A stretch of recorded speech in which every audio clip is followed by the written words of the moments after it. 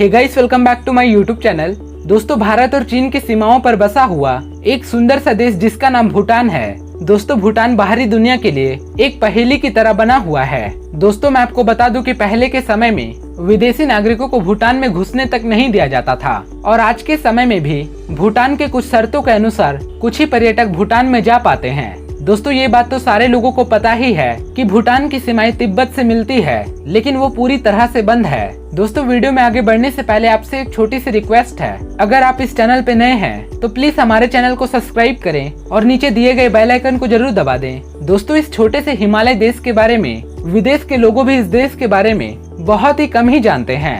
दोस्तों, आज के इस वीडियो में हम आपके लिए भूटान के बारे में कुछ ऐसी बातें लेकर के आए हैं जिसे जानकर आप हैरान हो जाएंगे। दोस्तों, जैसे जैसे वीडियो आगे बढ़ती जाएगी वैसे वैसे आपको भूटान के बारे में बहुत ही हैरान कर देने वाली बातों के बारे में पता चलेगा। लेकिन दोस्तों, प्लीज इस वीडियो को एक लाइक जरूर कर दें। दोस्तों, भूटान के राजा जिग्मे केसर नामग्येल वांगचुक है। दोस्तों, मैं आपको बता दूं, पूरे विश्व के किसी भी देशों के मुकाबले ये सबसे कम उम्र के राष्ट्रीय अध्यक्ष हैं। दोस्तों, अगर बात करें भूटान की राजधानी के बारे में तो इस देश की राजधानी थिम्पू शहर है, जो भूटान के पश्चिमी केंद्रीय भाग में मौजूद है। साथ ही थिम्पू शहर पूरे भूटान का सबसे बड़ा शहर होने का सम्मान भी रखता है। दोस्तों, मैं आपको बता दूं कि पहले के समय में इस शहर को थिम्बू नाम से जाना जाता था।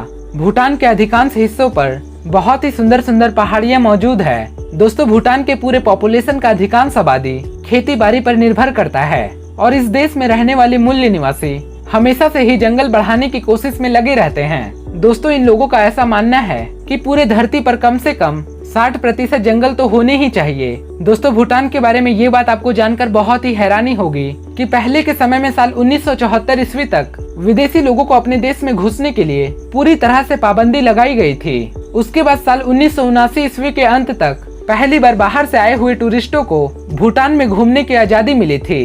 दोस्तों, भूटान की सरकार हर साल टूरिस्टों की संख्या एक सीमित में ही रखती है और यहाँ की सरकार दक्षिणी एशिया के बाहर से आने वाले हर लोगों से प्रत्येक दिन $250 यानी कि 18,500 रुपए हर दिन की लेती है। दोस्तों, वैसे तो भूटान के पास अपनी एक थल सेना है, लेकिन ये देश चारों तरफ से घिरे रहने की वजह से इनके पास अपनी नेवी फोर्स नहीं है। इसके साथ ही भूटान के पास अपनी खुद की एयर फोर्स भी नहीं है और इन दोनों क्षेत्रों में भारत ही इनका ख्याल रखता है और इस देश को रक्षा भी प्रदान करता है। दोस्तों, भूटान में साल 2001 से पहले यहाँ पर अपने घरों में टीवी रखने और इंटरनेट चलाने पर प्रतिबंध लगा रखी थी।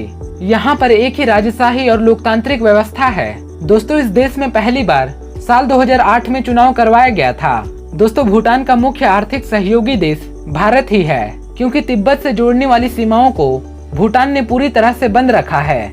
दोस्तों, भूटान पूरे विश्व का एकमात्र ऐसा देश है जिसने साल 2004 ईस्वी से तंबाकू खाने पर पूरी तरह से बैन लगा दिया है, लेकिन यहाँ पर शराब और ड्रग्स के मामलों में अभी भी परेशानी का सबक बना हुआ है। दोस्तों, कई सारे कारणों से भूटान देश अंतर्राष्ट्रीय ट्रेंड्स में सबसे आगे चल रहा है, जहाँ पर प्लास्टिक की थैलियाँ भूटान ने साल 1999 में ही बैन लगा दिया था। दोस्तों, मैं आपको बता दूं कि भूटान देश ने अपने सांस्कृतिक और अपने प्राकृतिक सुंदरता को बचाए रखने के लिए पूरे विश्व के किसी भी देशों से कोई रिश्ता रखा ही नहीं था। दोस्तों, मानिए कि आप दिल्ली के किसी सड़कों पर घूम रहे हैं और सड़कों पर रेड लाइट ना मिले तो आप हैरान हो जाएंगे और इसके साथ ही गाड़ी चला पाना भी काफी ज्यादा मुश्किल हो जाएगा। लेकिन भूटान की राजधानी थिम्पू में सड़कों पर ट्रैफिक लाइट के बदले ट्रैफिक ऑफिसर या फिर ट्रैफिक पुलिस होती है। दोस्तों, भूटान की सरकार कुछ ही साल पहले सभी सड़कों पर ट्रैफिक लाइट लगाई भी थी, लेकिन यहाँ के नागरिकों ने इसका काफी ज्यादा विरोध किया और इसे हटवा दिया गया। दोस्तों, अगर बात करें भूटान की पूरी पॉपुलेशन के बारे में तो साल 2019 के एक रिपोर्ट के अनुसार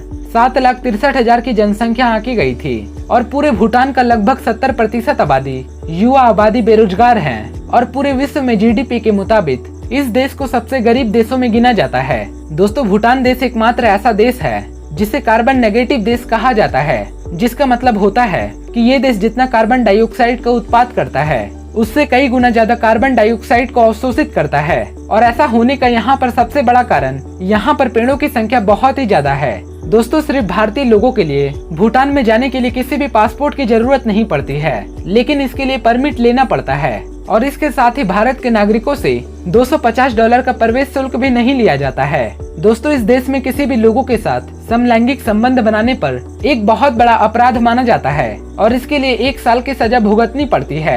दोस्तों भूटान की महिलाएं अपने परिवार की प्रधान होती है और दुकानों से लेकर खेती बाड़ी तक सभी कामों को संभालती है। यहाँ तक कि इस देश की महिलाओं को विरासत में संपत्ति भी मिलती है। दोस्तों भूटान का राष्ट्रीय पशु ताकिन है, जो दिखने में कुछ हद तक बकरी और हिरन की तरह दिखाई देता है। दोस्तों गंगखरपुन सुम भूटान का सबसे ऊंचा पर्वत है और इस पर्वत पर आज तक कोई भी नहीं चढ़ पाया है, जिसकी ऊंचाई 7570 मीटर की है।